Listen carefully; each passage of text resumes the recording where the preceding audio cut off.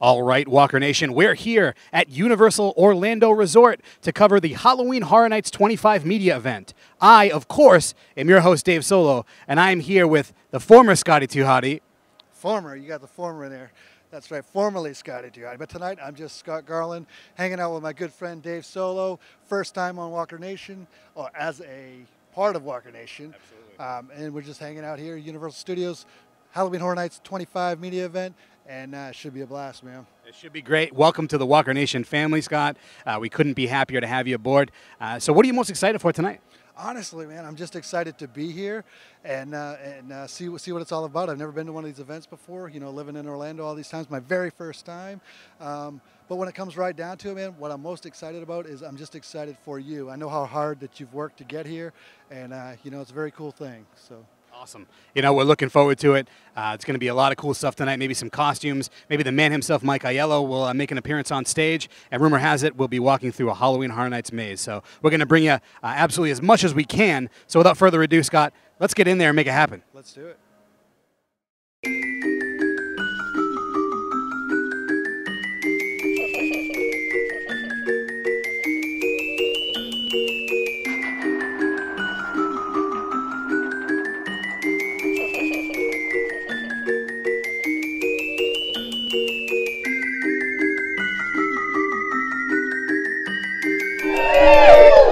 25 years. Holy moly, that's amazing. Who has been to all 25 years of this event?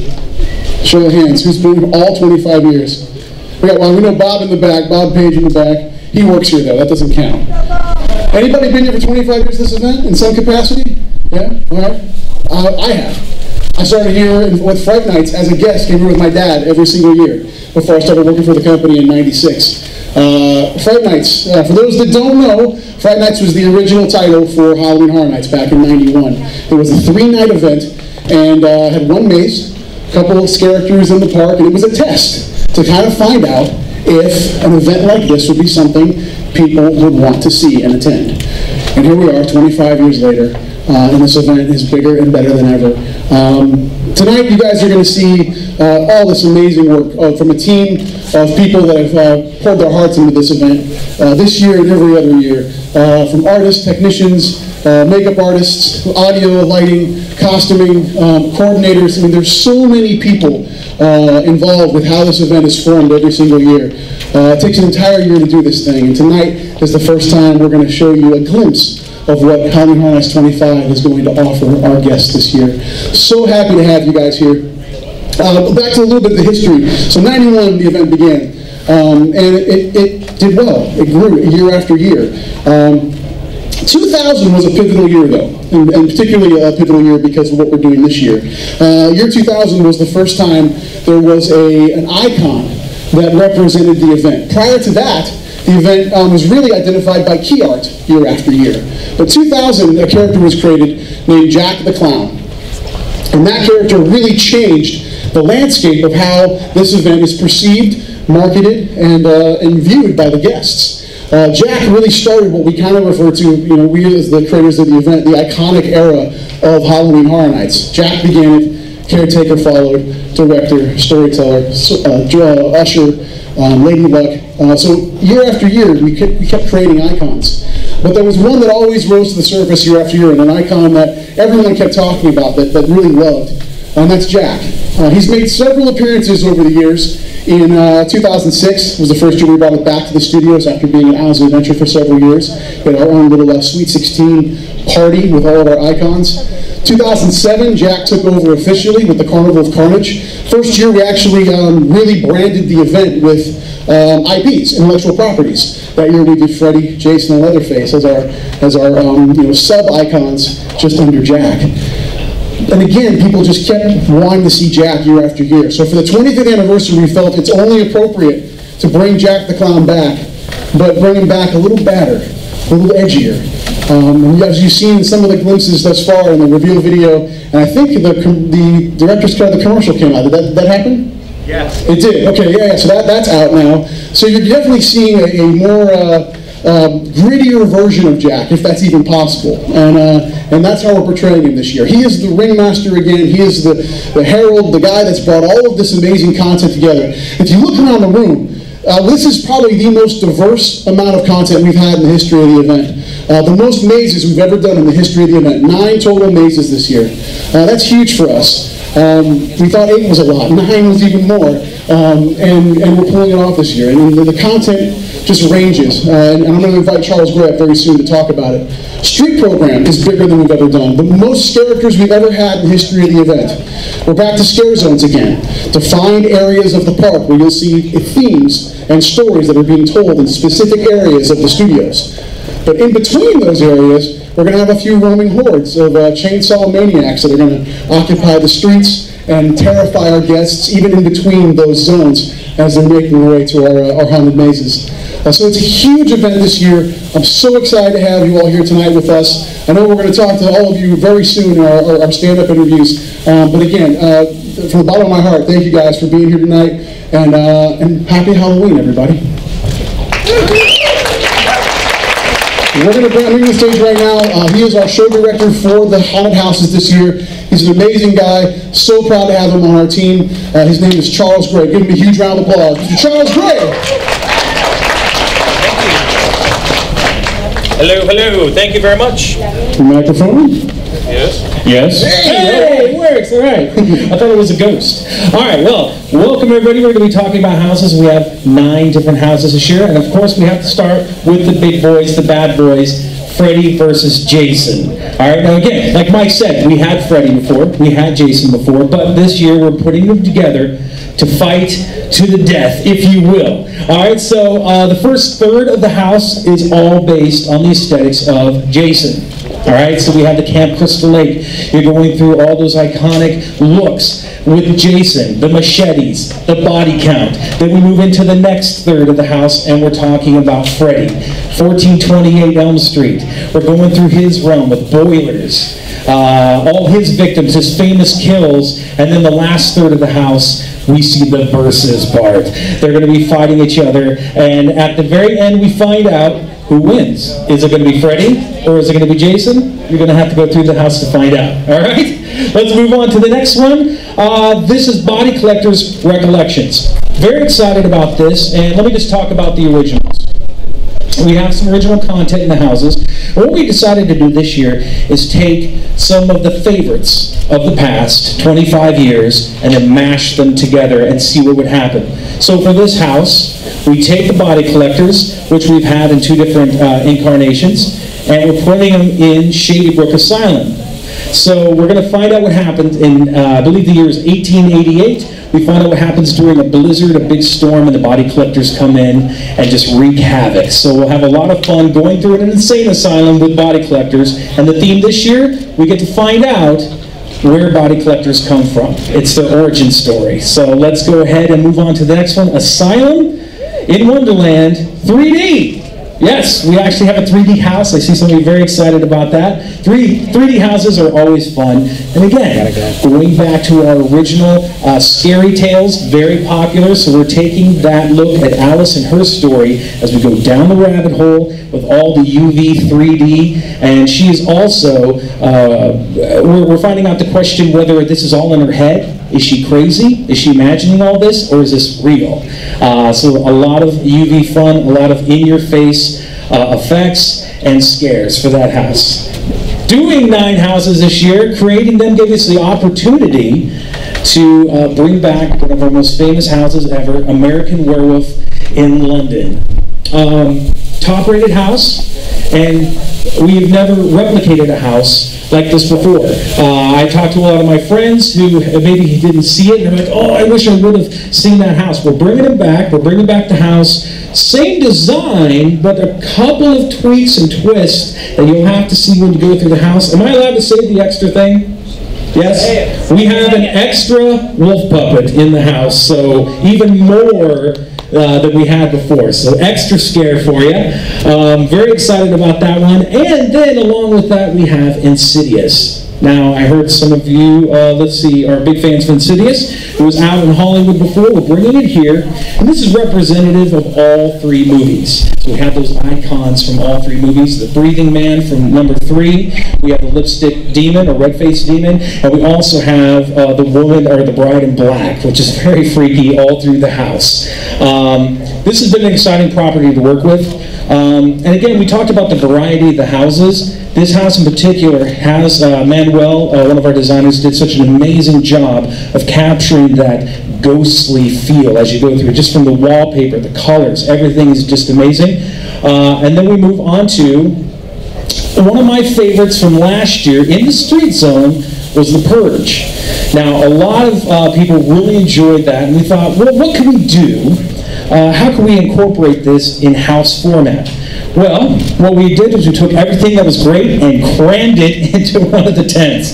It's so full of characters, it's full of scares, it's full of speed metal, it's full of lots of fog, lots of strobes. It is in your face terrifying as everyone's purging, and you get to be one of the victims. All right, so we'll move on to Run, Blood, Sweat, and Fears. Again, this is one of our original ideas, taking two popular houses from the past, mashing them together. So we had Run, 2 incarnations in the past of that, and we're putting it in Hellgate Prison. So how many of you remember Hellgate? Going through that. So you remember all those different scenes, the decor, the way it looked? Well, Run has come into Hellgate and put their aesthetics all over it. So you're going to see this 1987 themed house, which is going to be amazing. All these crazy characters who are called Reapers, they're like assassins. And you, the guests, are the runners. And we're going to shoot you through this gauntlet and see if you can survive as all the Reapers try to take you out in their various ways.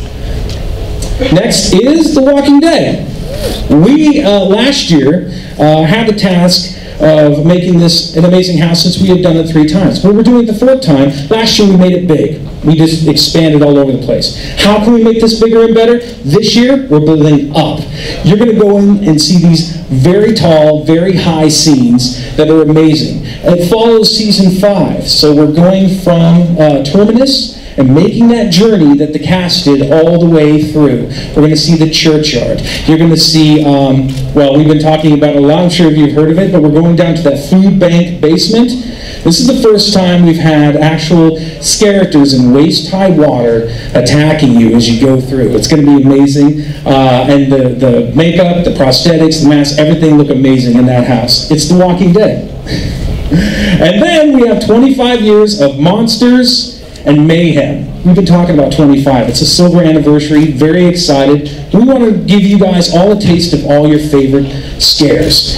And this house, each room, is representative of a different past room or house that we've seen in the past. Characters, even the decor, we've taken stuff from different years. Lots of Easter eggs in this house. I'll just give you a few examples. Somebody told me the other week that their favorite house ever was The Forsaken with the tip ship. So we have that in there. We have lots of scary tales. We have icons in there. Lots of Jacks, of course, because he is presenting the house. And we're going to see all 3 versions of the Jack, which I'm very excited about too. So those are the houses this year. I'm excited to talk to you all about one-on-one, individually. All right, Walker Nation, Dave Solo back with you from the HHN 25 Media Preview event, and I have the pleasure of being here with the man himself, Mr. Charles Gray. How are you, sir? I'm doing great, man. Yeah, what an event, huh? Oh, it's huge. Huge, huge. It's going to be awesome. Yeah, what's your favorite part of this event? Favorite part really is seeing how the music, the audio, the lighting really makes it more kinetic. Yeah. The moment you add that layer in, things just explode for me, so it's great. It's beautiful, right? Let's talk shows, right? Yeah. So what's going on this year for shows? Well, they do have Bill and Ted show. We have it every year. As always. It's going to be awesome. Yeah. It's awesome. I already saw a deflated football over there. I'm not giving away any jokes. I'm just saying I saw it on a table. So there we go. I'm from Boston. Wait a minute. That's why I threw that in there. Yeah. So and then we also have the Jack show, which is going to be awesome, and lots of. It's going to be bloody, disgusting, and it's going to be great. Awesome. What are you most looking forward to this year? As a director, I love to go to the exit of the houses and just sit back there and see how many people come flying out crying. It's You've seen my mom at the event, obviously. it's a little cathartic, but yeah, just sitting at the end, you know. I remember 2 years ago, like American Werewolf in London was a great one. Just I would actually go to the entrance and just see who was going through, and somebody's almost crying at the beginning. I'm like, I'm walking behind that person, so it's a lot of fun. Now, and as a director, you know, you have the one step back where you take a look at everything, right? But if you could be a character in any house, which one would you choose?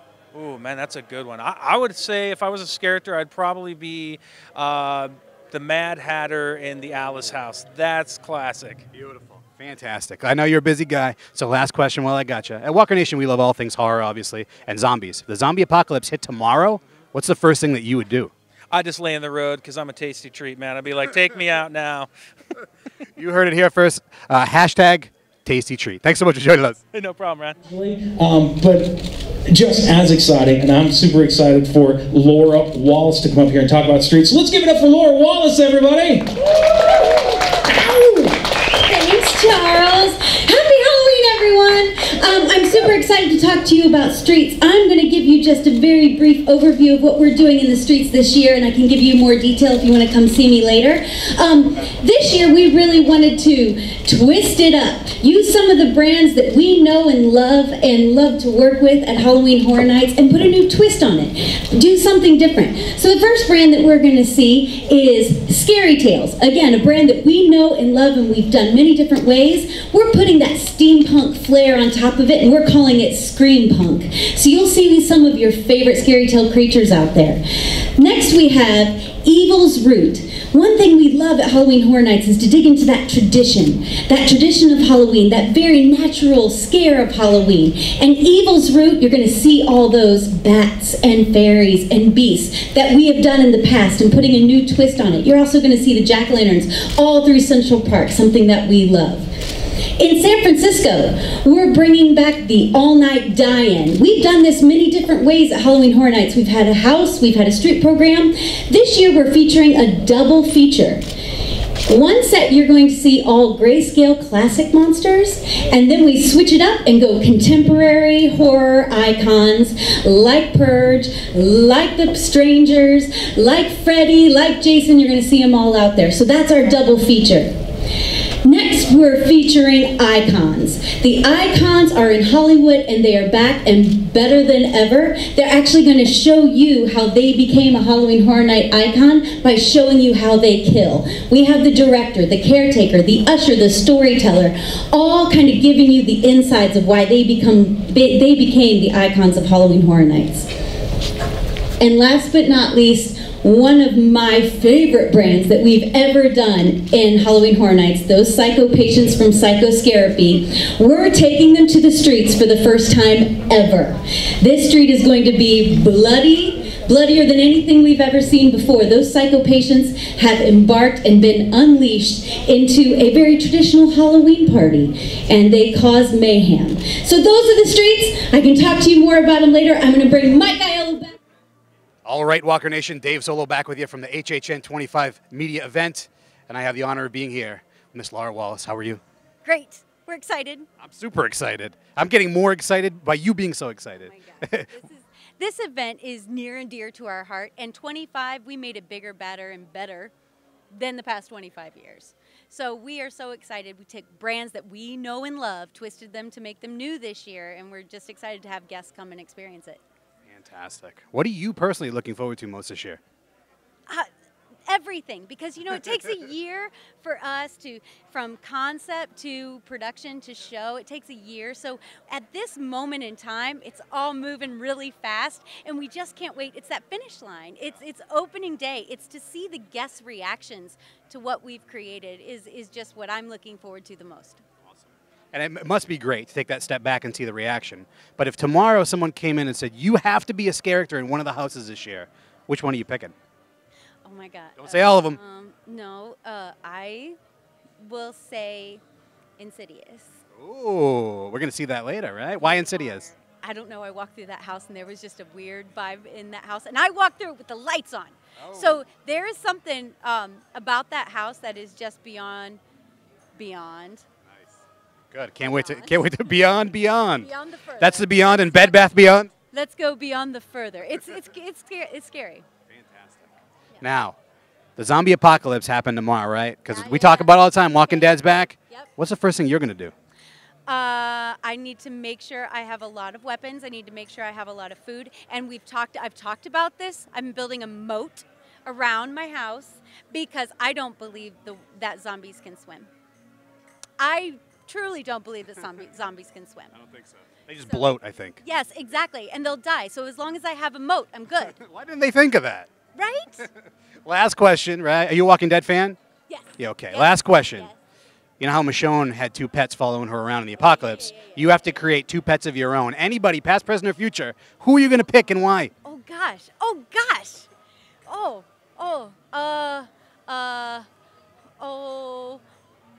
Well, animals don't turn into...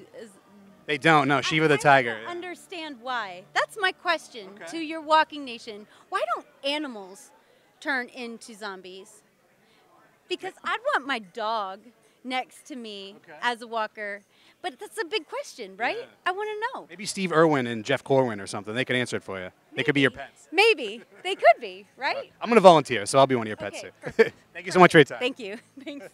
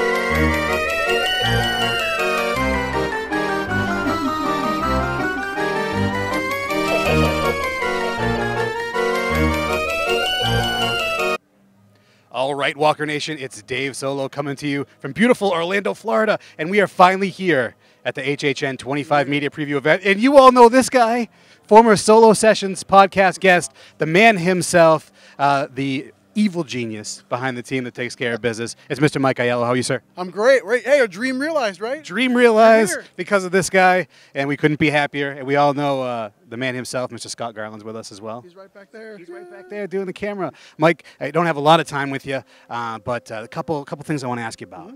First off, Jack's back, right? Sure. So what does it mean to have him back, and what was the thought process in bringing him back for 25? Jack being back really is it's a testament not only to the event but to him as a character. The fact that he was created in 2000 and based on the fans grew into this entity that not even we could control. Yeah. You know, he is he represents Horror Nights in every way possible. So bringing him back for our 25th was a no-brainer. He had to host this event. He had to bring all of this madness together into one event.